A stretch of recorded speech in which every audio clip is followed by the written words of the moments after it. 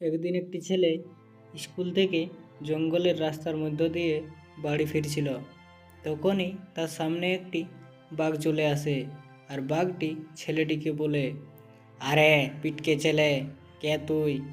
তুই জানিস না এই জঙ্গল দিয়ে কেউ আসা যাওয়া করতে পারে না, আর যে আসে তাকে আমি ধরে খেয়ে ফেলি। আর তুইও আজ এই রাস্তা দিয়ে এসেছিস, তোকে আজ আমি মেরে খেয়ে ফেলবো। বাঘের এই কথা শোনা মাত্র ছেলেটি সেখান থেকে দৌড়তে শুরু করে দেয়, আর ছুটতে ছুটতে তার বাড়ির সামনে চলে আসে, আর বাঘটিও তার পিছু করতে থাকে। ছেলেটি ঘরে ঢুকেই তার দাদুকে সব কথা খুলে বলে দেয়।